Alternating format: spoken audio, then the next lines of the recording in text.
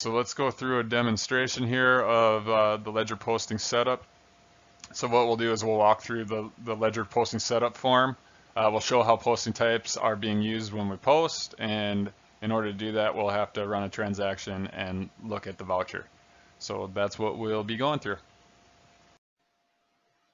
Alright, so we're going to demonstrate ledger posting setup. So I will click on the hamburger, go to Project Management and Accounting, and under Setup we have a folder called Posting, and you can see that there's quite a few different menus in here, 3 of them. So we've looked at project groups, default offset accounts for expenses we'll talk about in a little later time, but that's just another posting setup where you can have default entries or default accounts go into your expense journal when you post an expense journal.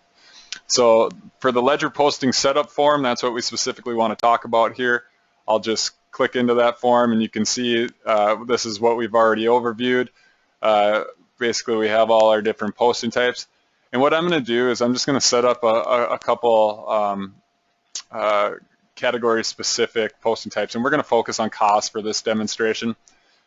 So basically what I'll do is create a new entry, and I'll say sure, for all projects, but only for a specific category. So I'll flip that to table, and I'll pick that administrative category that I defined earlier. And you can see all the accounts that are used for this posting type are pretty similar. It's the 540-100 account. I'm just going to pick something that might not make sense, but it's just going to be different. I want to get the point across. So I'll just pick, start with 54. I'll pick, sure, this one. 510-400. That's our account.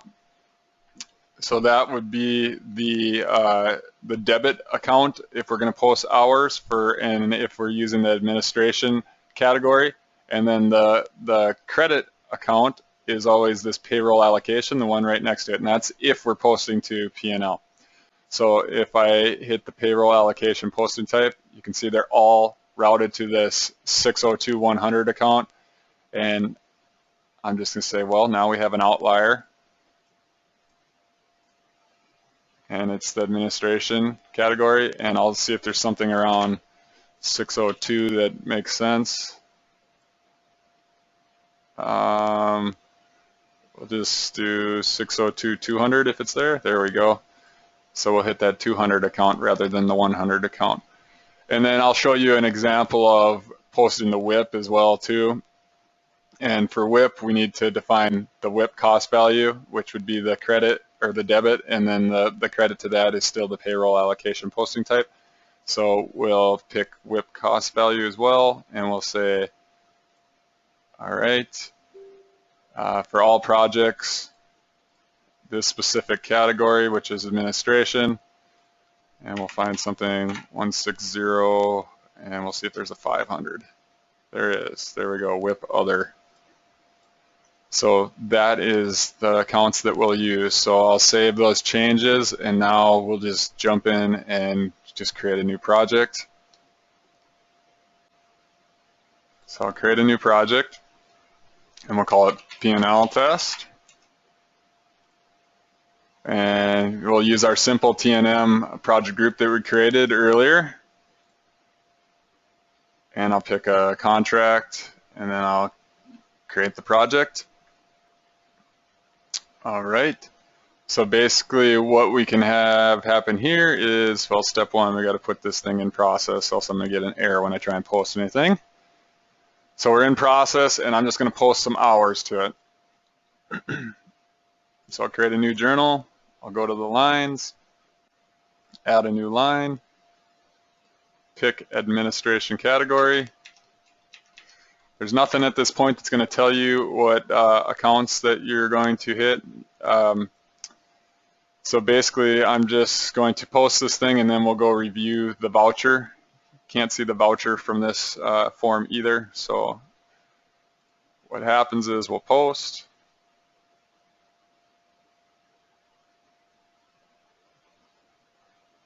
Once we post, I'll backtrack to my project details. And on your project, you can always get to all the transactions associated with this project by going to the Manage tab and then in related information, you can go to posted transactions, which you see our one transaction on here, and it's for the administration category. And if I go up to the ribbon or the action menu, you can view the voucher. And now we can see that if it debited 510,400 and it credited that 200 account, and you can see that it even shows the posting type associated with them. So there's my cost posting type, and then there's my project payroll allocation posting type. And I will just open up real quick our ledger posting setup just so you can see. So don't do that. There we go. So where's administration right there? So we expect 510,400 to be used for the cost posting type. So here's the project cost posting type, 510,400, and then if you're seeing all the financial dimensions that were associated with it too, because the account structure for this account requires or allows different 4 different dimensions behind the main account. And then for the project payroll allocation, we can flip to that, and we can see that we map that to the 602,200, and that's what's going on there. We have that being used. So now if we try and post a WIP, let's just do that real quick. I'll just create a new project.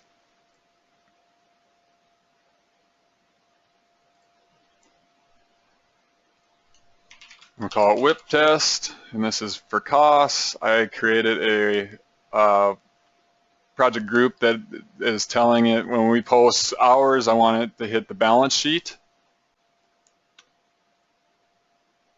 I'll create that project. And I'm gonna show you the project group real quick. So I'm gonna click on TM01. And if I look at the ledger tab here, you can see that I have my post costs going all to balance sheet accounts. And the other one that I used was the simple one that we created. And you can see that it was going to profit and loss. So now, since this test I'm going to be going through and posting to WIP accounts or balance sheet accounts, if I back up here, I'm going to put this thing in process again.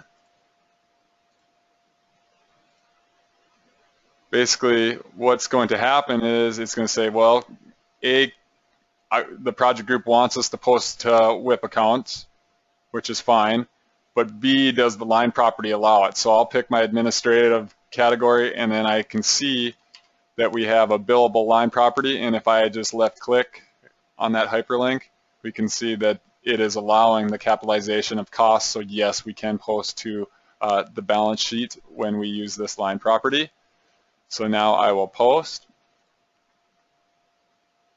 and since we're posting to the WIP account, we have a new posting type being used, which should be that WIP cost posting type. So if we go back to our project and go to manage posted transactions, and we review that posted transaction here, and we hit the view voucher button, we can see now the posting type is project WIP costs and the offset is project payroll allocation. And I don't remember what account we hooked up, but we have a different instance here that we can take a look. So we can hit WIP cost value, we can look at administration, and it should be 160,500, and that's what we see, 160,500, and our same payroll allocation account is used that was last time. So that demonstrates how you can set up your ledger posting profile and basically post it, and gives you a little demonstration of posting the P&L and WIP as well. So one other area that I've got tons of questions on over the years is the search priority. So basically when you define your project group, you can define a ledger search priority. And what that means is when we were just looking at that the ledger posting setup form, basically you can set up combinations of projects and categories at each posting type level to define what accounts to use. And based on what search priority you pick, the AX logic will look through that form differently to find the main account. So once again, there's 2 search priorities. There's project and category. And I have a table depicting each one, and it shows the different ways that the logic will search through that form to find the specific main account. So if we think back to our scenario of posting an hours journal, it's looking at that post cost or that cost posting type. And if it was set to project, it would go in there and it would look to see if there's a project specific administrative category. And in our case, there wasn't. So it would fall back and then go, well, is there a project group specific category combination? And I don't know what category group I had assigned to that administrative category, but it would look for the group.